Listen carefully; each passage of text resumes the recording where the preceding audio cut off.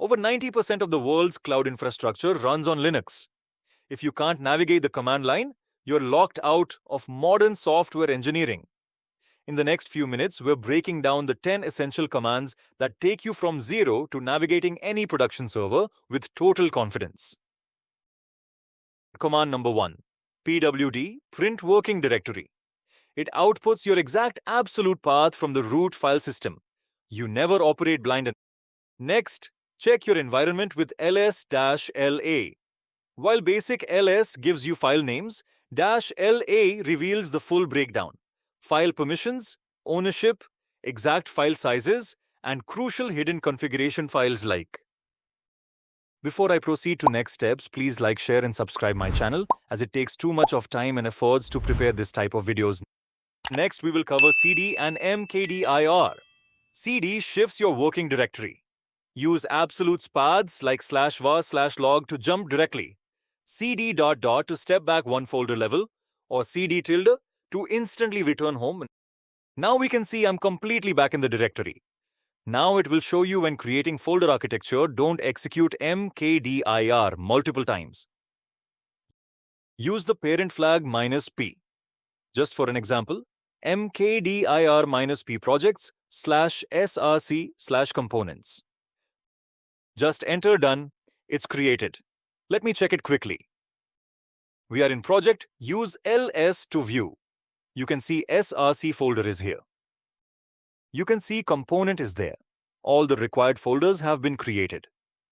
Now we can use cd till sign, and now you can see we'll go back to the home directory again. Now we will go the file manipulation and safety using cp, mv, and rm commands. cp duplicates files and folders. Provide users first, destination second, and add the recursive flag -r when copying full directories. mv handles both moving and renaming. If the destination is a folder, the file moves inside. If it's a new name, it renames in place. Now pay close attention to rm. Linux does not have a trash bin. Running rm-rf recursively deletes entire directory structures without confirmation prompts. Always double-check your path before pressing enter. We must use again src. Let me show you cp commands how it works. First, we'll try to copy the folder. Copy the file cp. We will check the files we have using ls command. We'll just move the file using command cpfile1.txt to location home lab backup. Now let's check it using ls. Okay, you can see we have that file over here. Okay, now we'll try to move the folder. We'll move the temp folder over here. cp, we must use a command for that.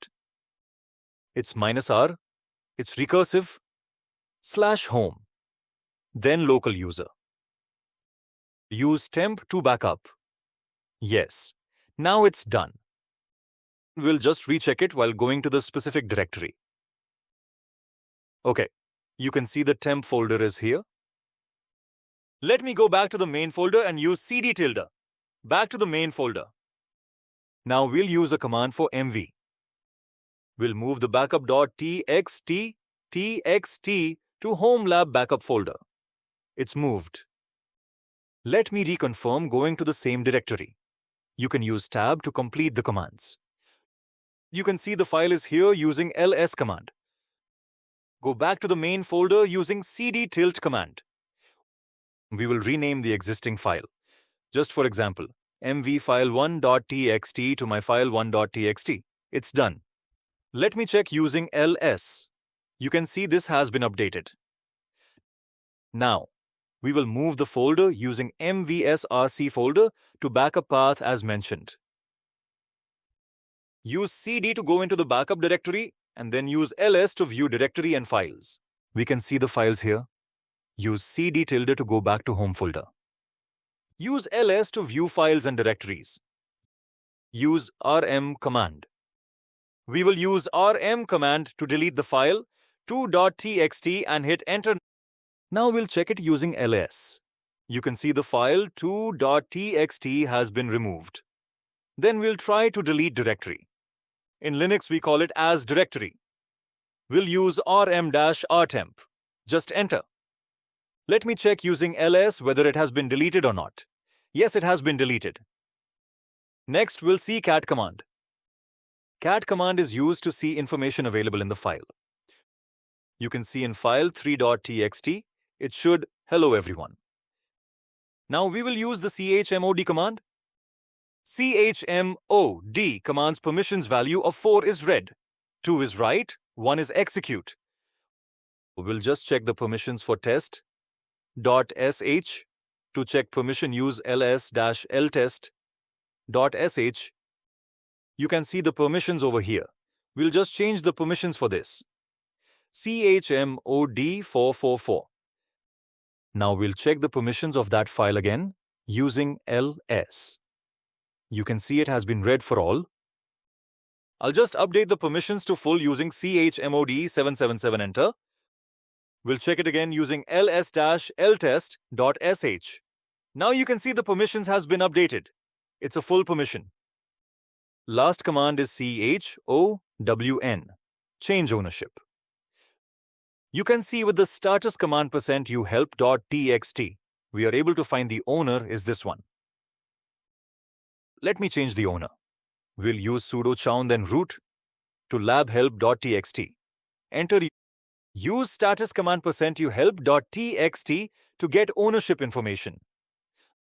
Those are the 10 foundational commands every engineer should know by heart. If this concise breakdown saved you time, hit like, share and subscribe to support the channel, and let me know in the comments which command you use most.